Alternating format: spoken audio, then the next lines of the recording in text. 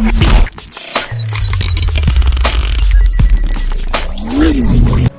guys, bertemu lagi dengan saya, Irma Yuliana, mahasiswi Staben Sriwijaya, Prodi Pendidikan Keagamaan Buddha, semester 4. Video ini saya buat untuk memenuhi tugas mata kuliah Sejarah Agama Buddha Indonesia dengan dosen pengampu Bapak Karjono.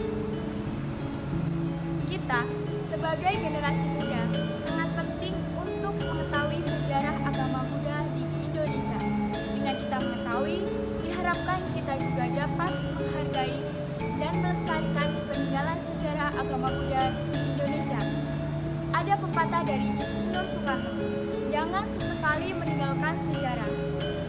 Maka dari itu, pada video kali ini saya akan mengulas peninggalan sejarah agama Buddha di Indonesia.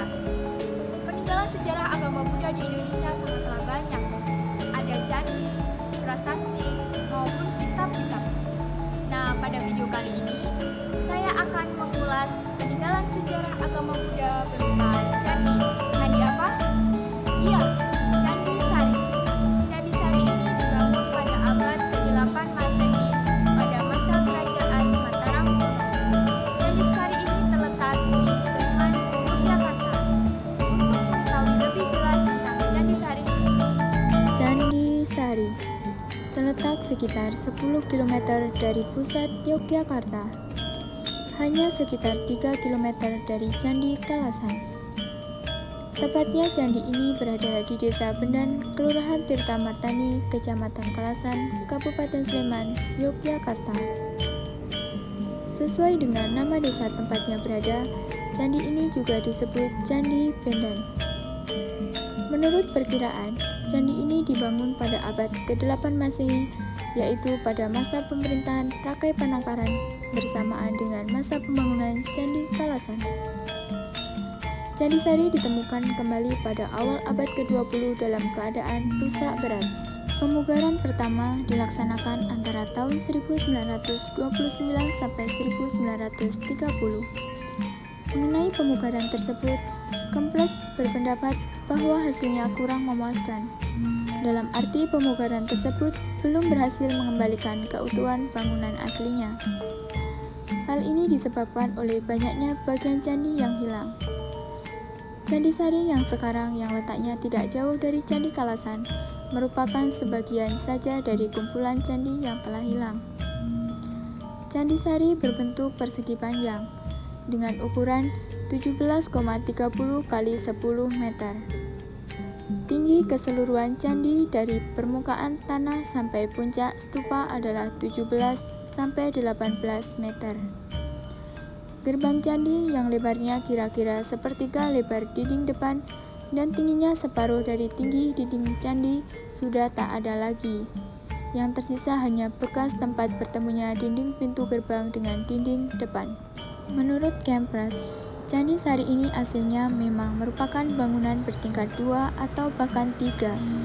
Lantai atas dulunya digunakan untuk menyimpan barang-barang untuk kepentingan keagamaan. Sedangkan lantai bawah dipergunakan untuk kegiatan keagamaan seperti belajar mengajar, berdiskusi, dan sebagainya. Tembok candi ini juga dilapisi dengan Vajra Lepa atau Braja Lepa, lapisan pelindung yang juga didapati di dinding-dinding Candi Kalasan. Menurut Kempres, Candi Sari ini aslinya memang merupakan bangunan bertingkat 2 atau bahkan 3. Lantai atas dulunya digunakan untuk menyimpan barang-barang untuk kepentingan keagamaan, sedangkan lantai bawah dipergunakan untuk kegiatan keagamaan seperti belajar mengajar, berdiskusi, dan sebagainya.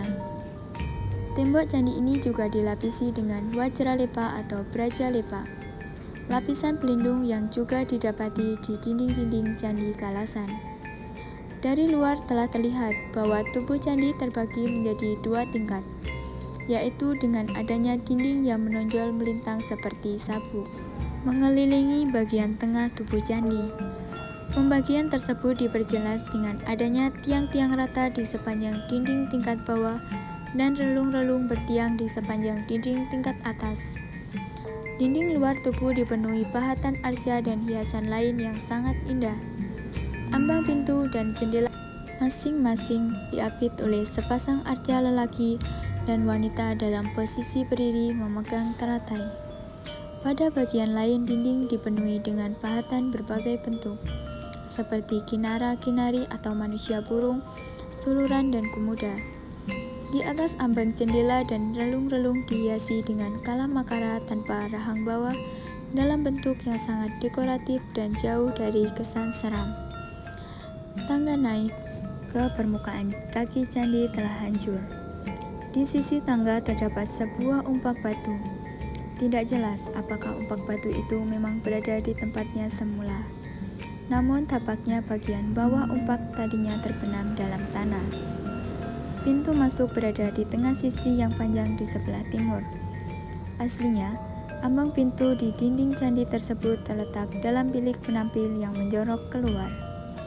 Saat ini bilik penampil tersebut sudah tidak bersisa, sehingga pintu masuk ke ruang dalam candi dapat langsung terlihat.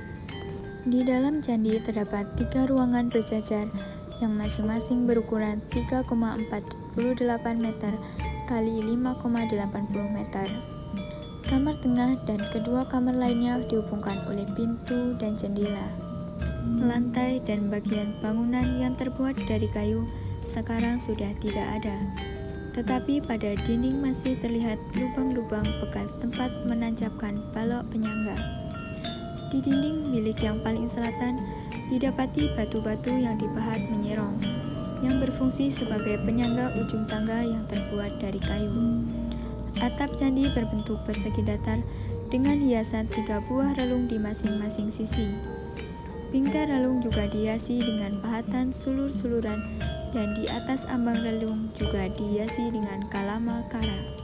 Puncak candi berupa deretan stupa yang terdiri atas sebuah stupa di setiap sudut dan sebuah di pertengahan sisi atap. Candi ini merupakan bangunan agama Buddha, terlihat dari stupa yang terdapat di puncaknya. Itu tadi sekilas tentang Candi Sari. Terima kasih telah menontonnya. Semoga